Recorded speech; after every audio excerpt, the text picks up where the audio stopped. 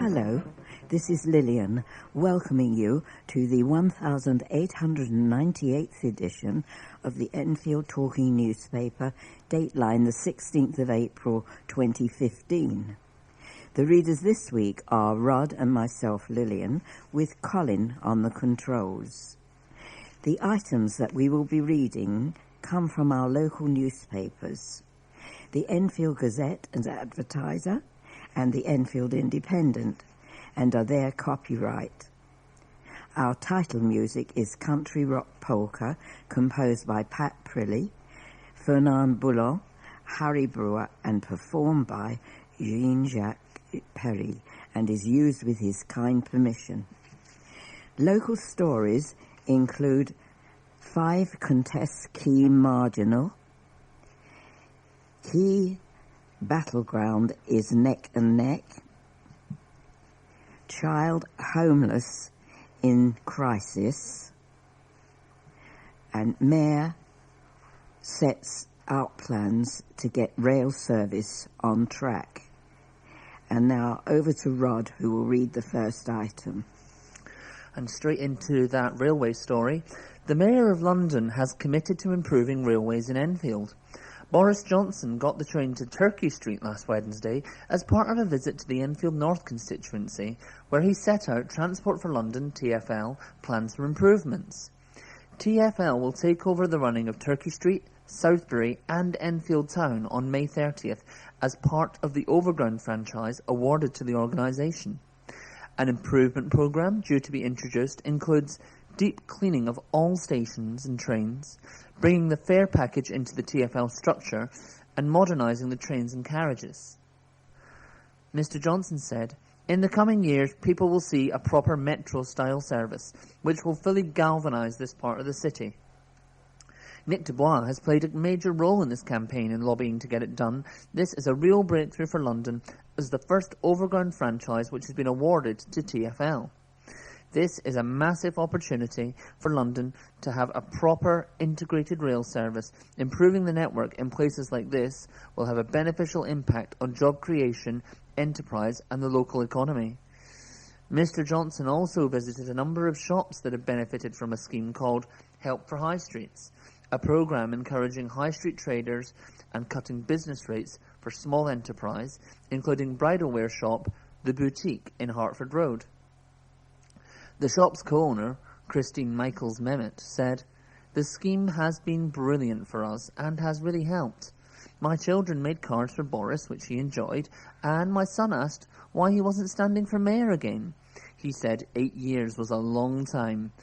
Boris is so full of life, and it was great he took the time to speak to us." Tory candidate for Enfield North, Mr Dubois, emphasised the contribution he feels the scheme has made in the constituency.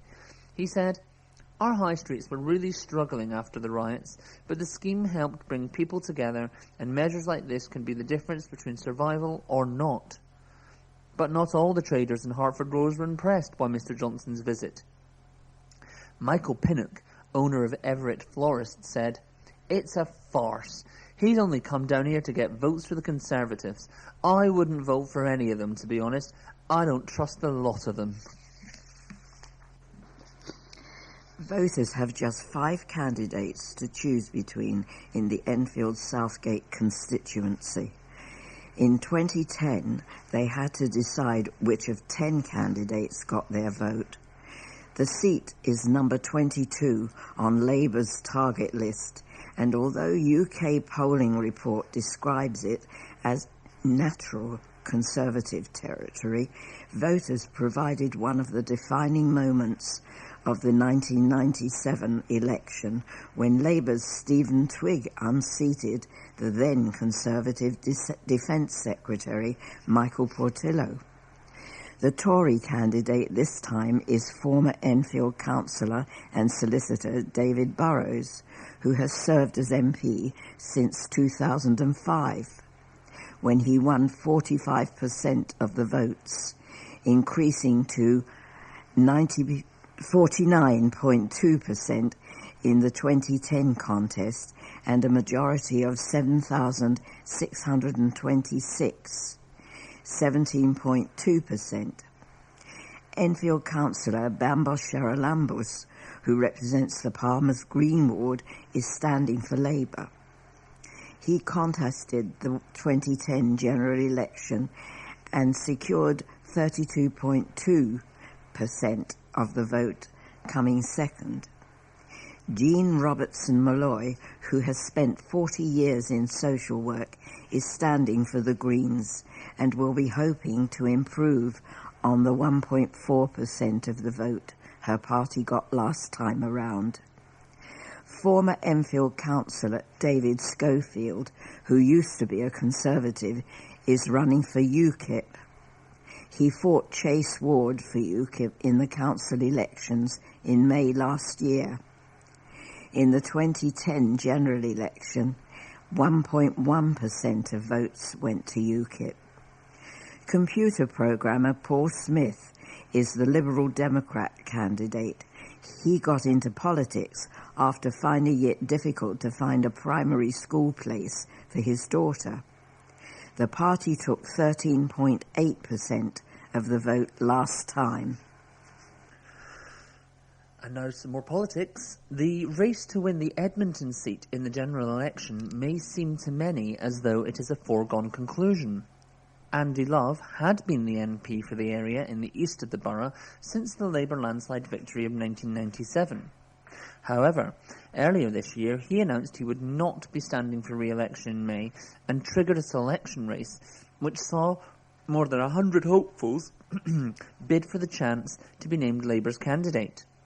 Grassroots community activist Kate Ossimer, a GP practice manager in Palmer's Green, was selected by Labour in February. Speaking to the Advertiser after her selection, she said that the issues she would be taking to residents on doorsteps would centre on those that affect their daily lives, such as employment, housing and health. Her main opposition is likely to come from Conservative candidate Gonal Daniels, who was at the forefront of a fight to get more primary school places for children in the southwest of the borough, and whose election campaign is focusing on her background in education and the Conservatives' record on the economy.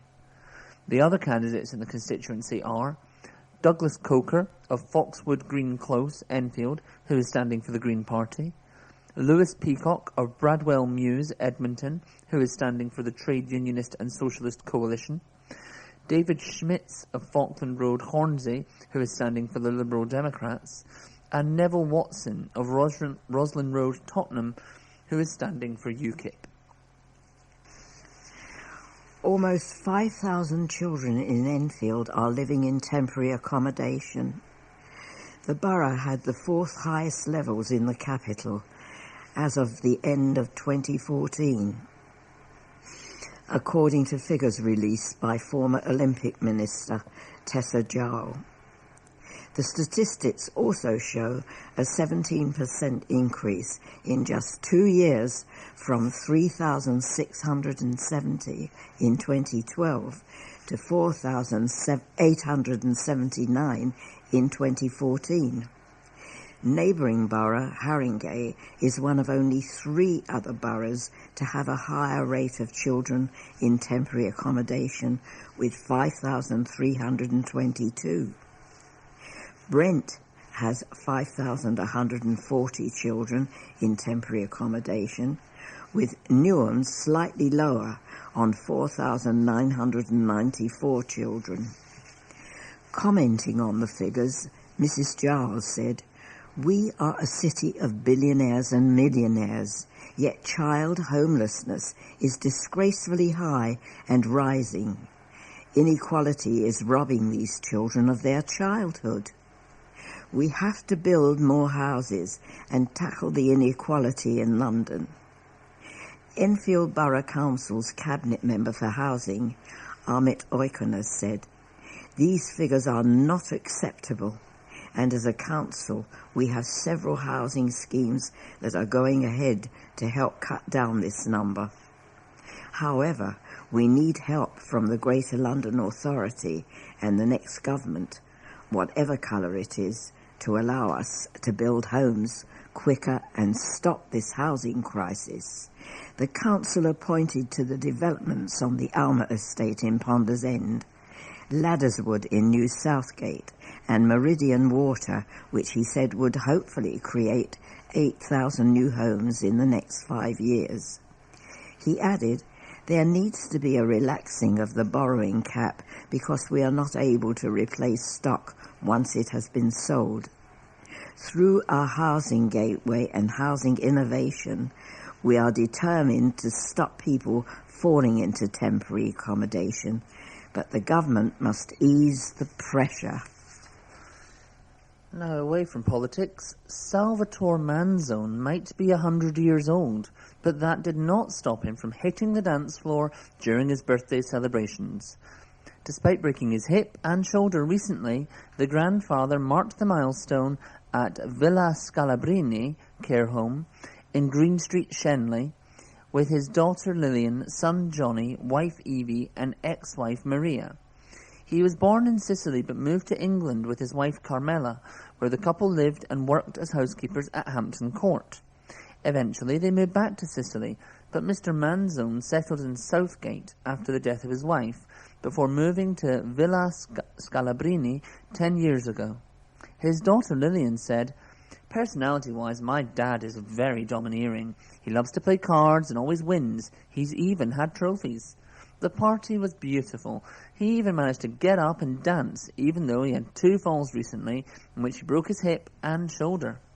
He then made a speech to thank everyone. He was over the moon that everyone came to the party. When asked about the secret to her father's long life, Ms. Manzone said, I'd like to say it's because my brother and I look after him well. We go to see him twice a week without fail.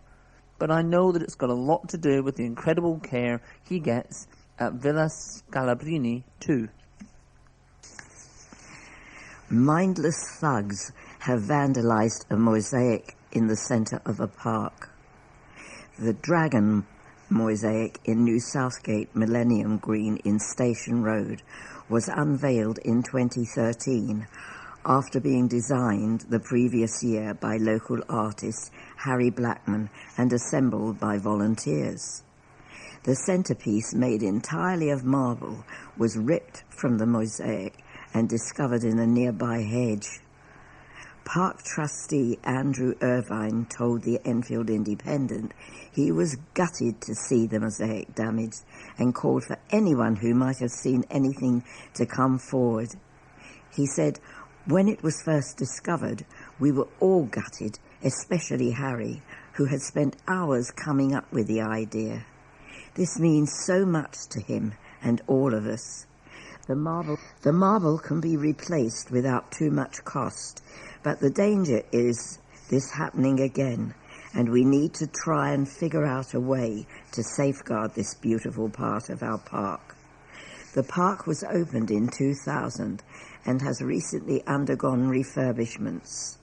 Mr. Irvine added, this was done by mindless thugs for no apparent reason and is very disappointing. It's not every day that you spot people drawing in the streets, but residents of 1 Edmonton Street did just that, and the police joined in. They used removable, eco-friendly spray to draw designs on the street at Cedar Court, just off Church Street, as part of the DIY Streets Edmonton project to make streets more attractive and safer for walkers and cyclists.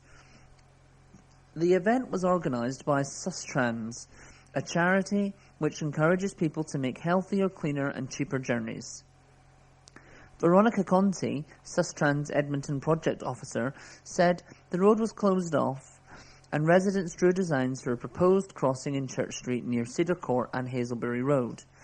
She said, we closed the street off to get people out and have some fun and meet the neighbours. PCSO Mike Pearce joined in the event alongside residents and Neighbourhood Watch volunteers. Miss Conti brought along some bollards, which had been designed by children to remind passers-by to take care when they are near schools. The day was one of a series of lottery-funded events aimed at getting residents involved in improving their streets. Enfield Council has pledged £300,000 for any changes which get the go-ahead after a statutory consultation later this spring. Housebound residents could lose their access to books if the council acts on a proposal to axe the borough's mobile library service. In the draft library development strategy, officers have summarised findings from the consultation that took place between November last year and February 2015. Now councillors will have to decide where the axe should fall. One of the options detailed in the report involves bringing to an end the mobile library service and explore providing an expanded volunteer-led home delivery service for the housebound.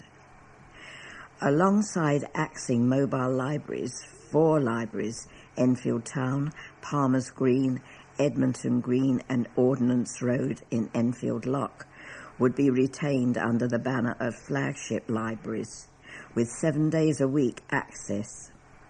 The remaining smaller libraries would be removed from local authority control and given community library status, and would be run by groups or volunteers rather than the council.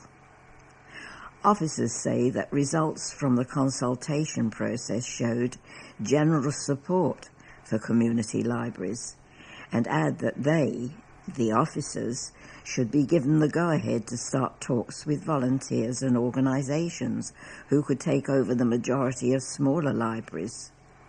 The second proposal involves keeping the 4 flagship libraries and sparing Oakwood and Ponders End libraries from closure, leaving the 6 under council control.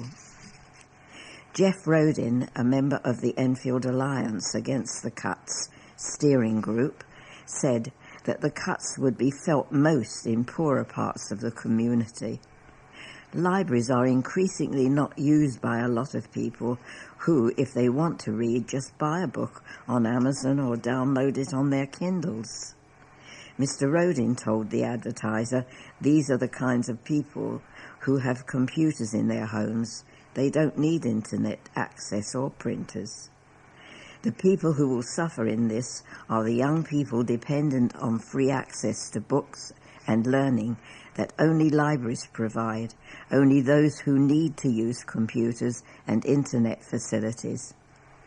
Where are they going to go if there are only a handful of libraries left? Mr. Rodin added, people have to think why this is happening. And there is a very simple answer.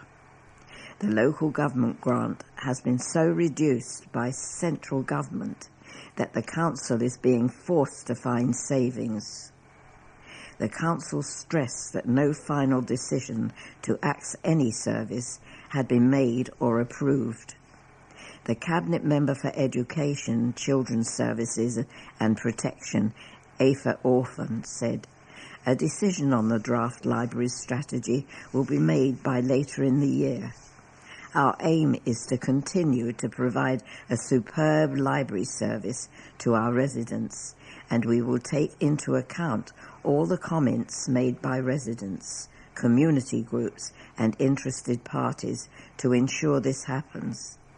Final approval of a strategy will be the subject of a separate report that will go before the Council's Cabinet in July.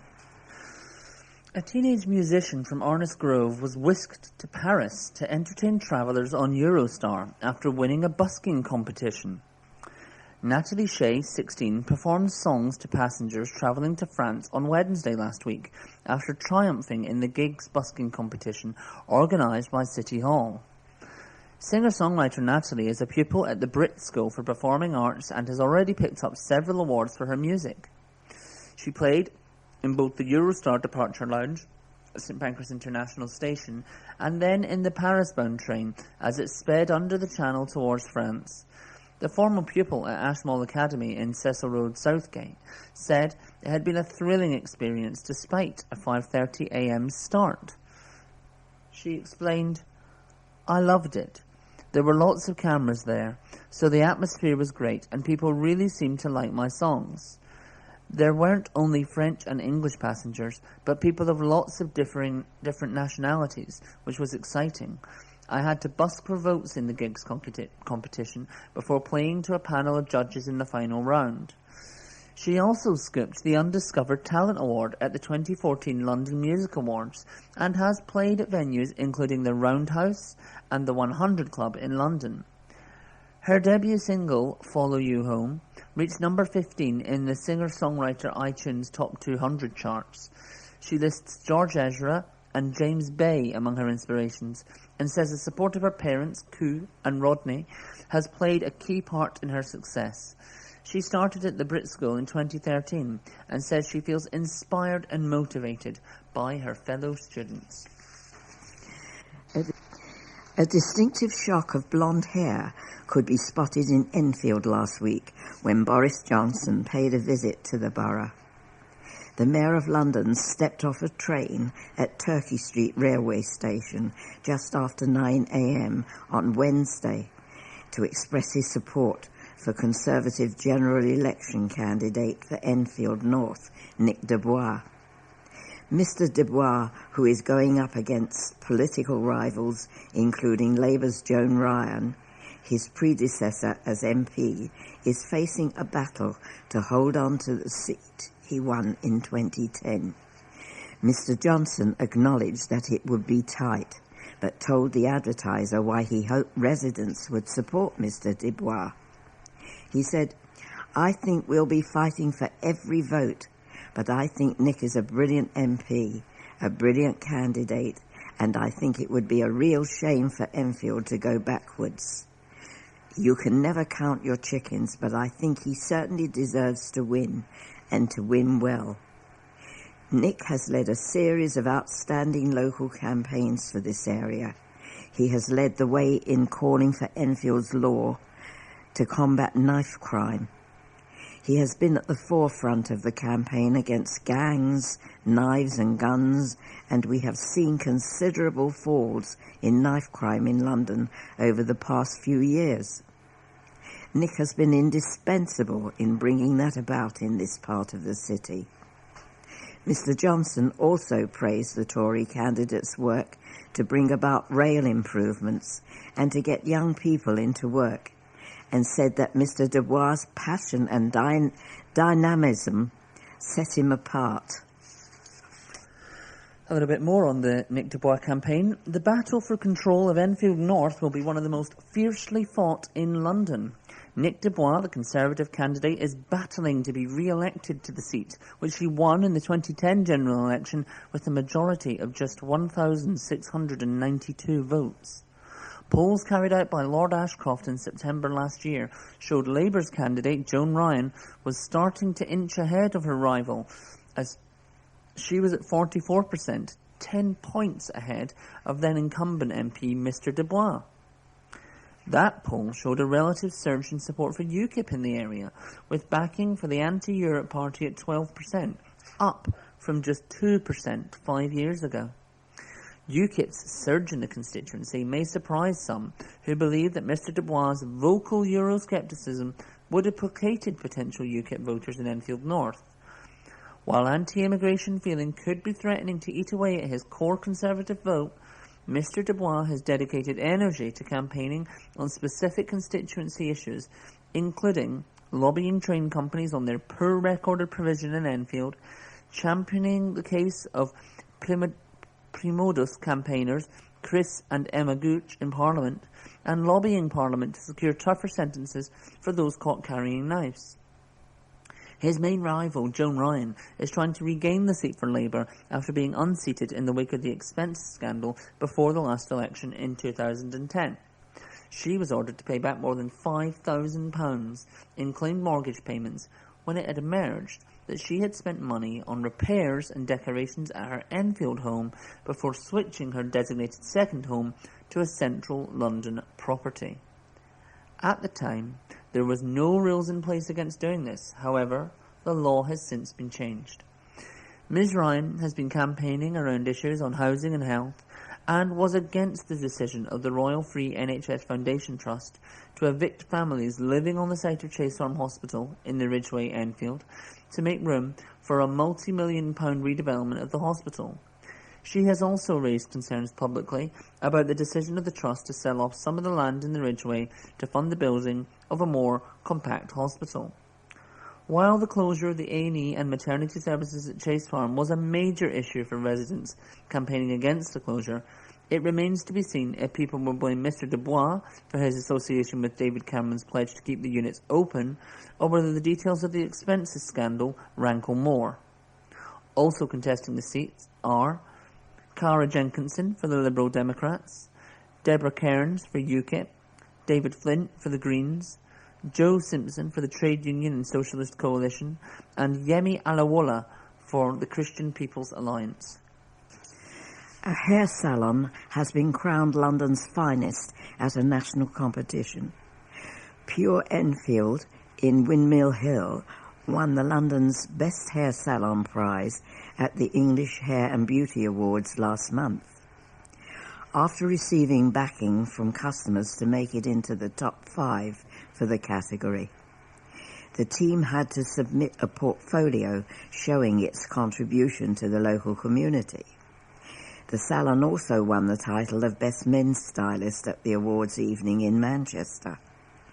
Taz Pantelli, owner of the store, could not believe his luck when his salon was announced as the winner of the capital's best salon. He said, "What an amazing feeling to have your salon's name called out as London's best hair salon winner. The team and I worked very hard for the achievement, and they were as happy as me." Pure Enfield also won the title of Recommended Salon of the Year for London and the East of England. Mr Pantelli added, "I'd like to thank Maria, Carol, Karen, Kerry, Andros, Richard and Mariana for all the hard efforts in the salon, and to all our clients for helping us get to the final." A community singing group has celebrated its 3rd anniversary by announcing a series of concerts. The Enfield Community Singers will be performing at 5 venues in the borough in May and June. Songs include selections from Les Miserables and The Pyjama Game, a Dixie medley, classics from the 1960s, and favourites such as Memory, Bright Eyes and Edelweiss. Dates include Friday, May the 1st at Holy Trinity Church, Winchmore Hill at 7 p.m, Saturday, May the 16th at Mary Magdalene Church, Windmill Hill at 7:30 p.m, Thursday, May the 28th at Trinity at Bowes, Palmerston Road, Palmer's Green at 7:30 p.m, Saturday, June the 20th at St Andrew's Church, Silver Street, Enfield, and Sunday, July the 5th at Dugdale Centre in London Road, Enfield at 3 p.m. Hundreds of youngsters gathered to enjoy an Easter extravaganza. The event took place in Palace Gardens, Enfield Town, where a pop-up farmyard took centre stage. Chicks, lambs, geese, dogs and a short-legged Dexter cow were all in attendance as children made rabbit masks at a workshop throughout the weekend. There was also a bunny trail around the centre to win a chocolate treat. We have now reached the end of side 1 of this tape. Please stop your machine now, take out the cassette, turn it over and start side 2.